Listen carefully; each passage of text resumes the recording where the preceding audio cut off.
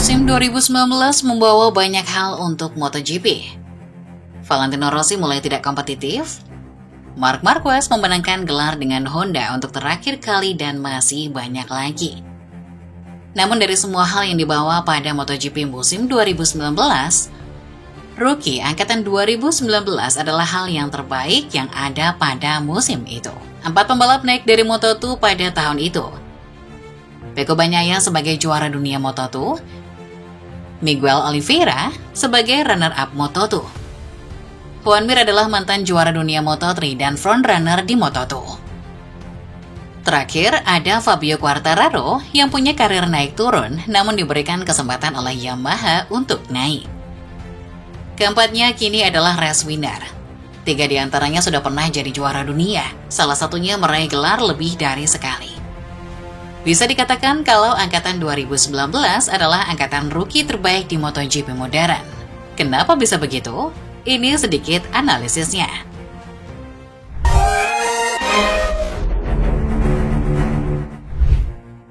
Sewaktu debut, keempatnya berada di pabrikan yang berbeda. Pecco ada di Ducati, Oliveira ada di KTM, Mir ada di Suzuki, dan Fabio ada di Yamaha. Pada awal musim, Fabio diberikan Yamaha YZR M1 Spec B, yang mana itu adalah motor tahun 2018, agar Fabio bisa beradaptasi lebih dulu. Sementara rekan setim Fabio, Franco Morbidelli, diberikan YZR M1 Spec A yang hampir setara Yamaha M1 pabrikan. Namun karena ternyata Fabio justru tampil baik dan beberapa kali melawan Marc Marquez memperebutkan podium dan kemenangan, M1 Fabio lalu di-upgrade menjadi spek A sama seperti Morbidelli. Joan Mir adalah satu-satunya rookie yang langsung bergabung dengan tim pabrikan di tim Suzuki. Bertandem dengan Alex Rins, Mir mengendarai Suzuki GSX-RR yang punya karakteristik yang cukup ramah dengan pembalap debutan. Sudah jadi strategi Suzuki untuk merekrut pembalap debutan dari Moto2 untuk meningkatkan proyek jangka panjang. Sebelumnya Suzuki juga memberikan ruang debut untuk Maverick Viñales dan Alex Rins. Pecco membalap untuk tim Pramac namun tentu saja dengan kontrak resmi dari Ducati.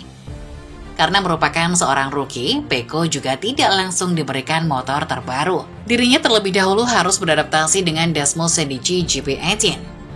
Walau hanya seorang rookie, namun Pecco adalah rider GP18 terbaik tahun itu. Terakhir ada Miguel Oliveira yang masuk di bawah kontrak resmi KTM, namun harus membalap di tim satelit KTM Tech3 terlebih dahulu. Oliveira diberikan motor pabrikan sama seperti motor pabrikan. Selain Fabio Quartararo, baik Pecco, Mir maupun Oliveira memiliki kontrak langsung dengan pabrikan tempat mereka membalap. Mir utamanya karena dirinya bisa langsung membalap di tim pabrikan.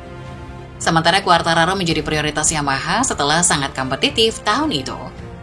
Alhasil keempatnya punya fondasi kontrak yang kuat untuk membalap di MotoGP secara jangka panjang. Keempatnya juga punya kecocokan dengan tim yang mereka bela.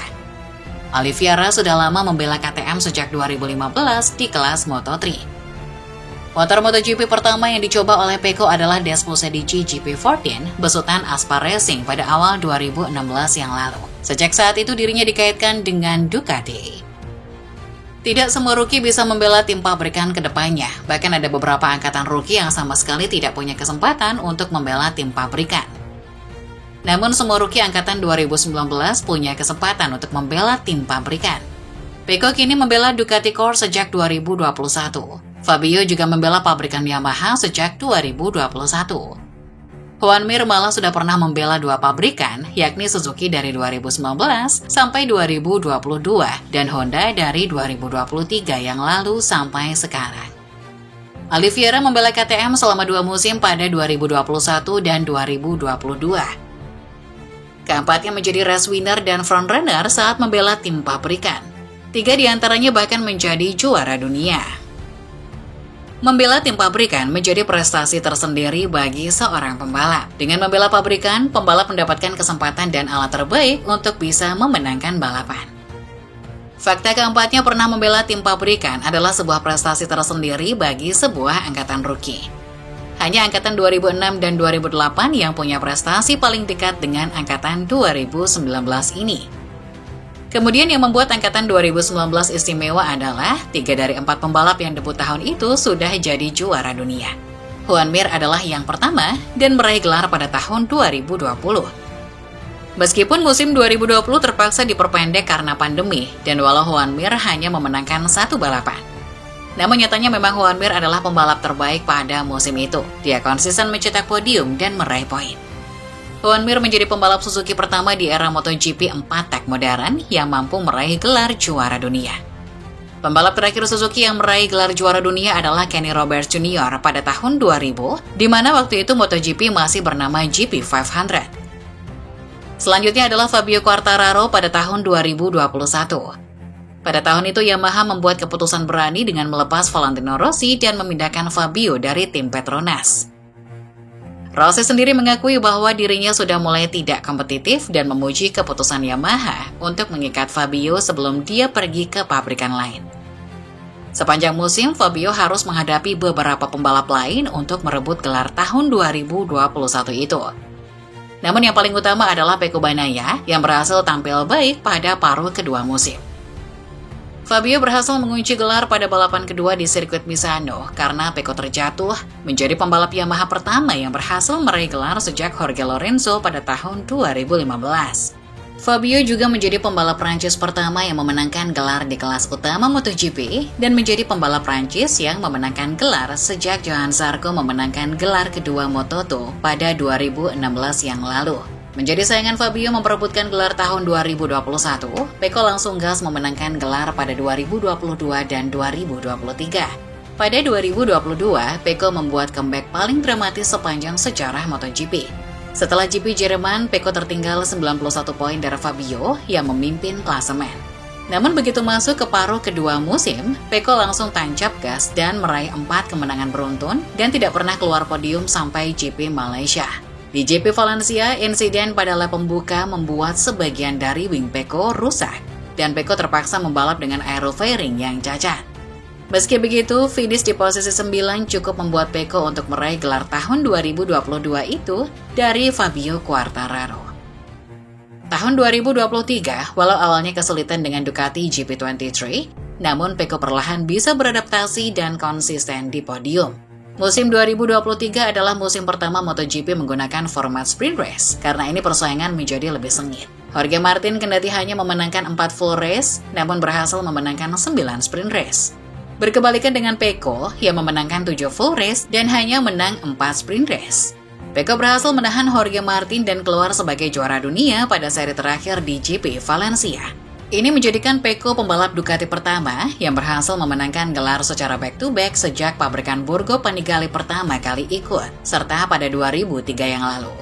Ada beberapa hal yang bisa menjadi alasan mengapa Miguel Oliveira belum bisa merebut gelar juara dunia. Pertama adalah motor. KTM RC16 masih tertinggal dari para kompetitornya pada saat Oliveira membela KTM.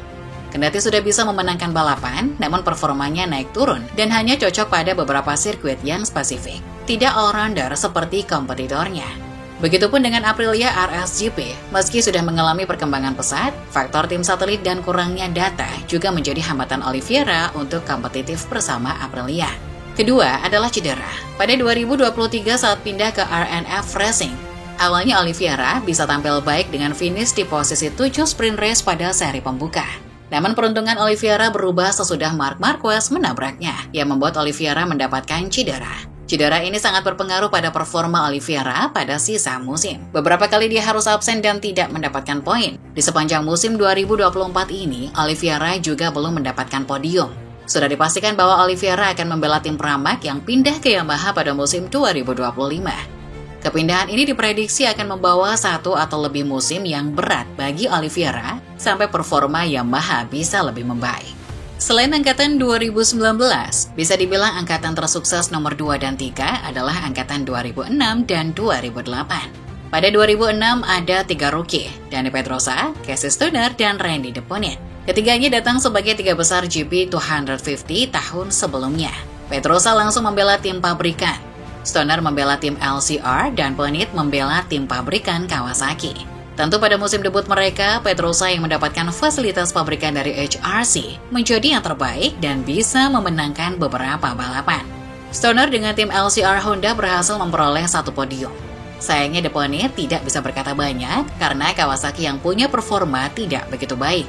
Pada akhirnya angkatan ini meninggalkan legasi yang kuat. Stoner memenangkan 2 gelar dengan 2 pabrikan yang berbeda.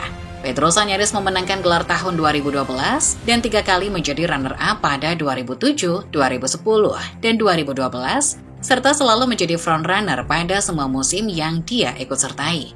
Depanit walau hanya meraih 2 podium, namun pernah membela 2 pabrikan yakni Kawasaki dan Suzuki. Kemudian ada angkatan 2008, Jorge Lorenzo, Andrea Dovizioso, James Toseland, dan Alex De Angelis debut di angkatan itu. Jorge Lorenzo berhasil memenangkan 3 gelar dengan Yamaha, yakni pada 2010, 2012, dan 2015. Di musim rukinya, Lorenzo juga langsung bisa mendapatkan kemenangan. Total, Lorenzo pernah membela 3 pabrikan dan bisa meraih kemenangan dengan 2 yang pernah dia bela. Dovizioso menjadi yang tersukses nomor 2. Dovi juga pernah membela 3 pabrikan meski salah satunya hanya lewat tim satelit. Dovi memenangkan 1 balapan bersama Repsol Honda dan 14 balapan bersama Ducati. Musim 2017 menjadi musim breakthrough Dovi yang sebelumnya hanya pembalap papan tengah menjadi penantang gelar. Meski karir Dovi baru menanjak beberapa tahun sebelum dia pensiun, namun prestasi Dovi yang pernah menjadi runner-up 3 kali berturut-turut adalah hal yang patut dibanggakan. Sayang, karir Toseland dan De Angelis tidak begitu bagus. Toseland yang debut sebagai 2 kali juara dunia WSBK tidak bisa tampil maksimal karena kesulitan menyeting Yamaha M1. Sementara Alex De Angelis yang datang sebagai peringkat 3 GP250 2007 juga tidak menemukan sukses yang masif di MotoGP. Dari 2 tahun karirnya di MotoGP, De Angelis hanya sekali memperoleh podium.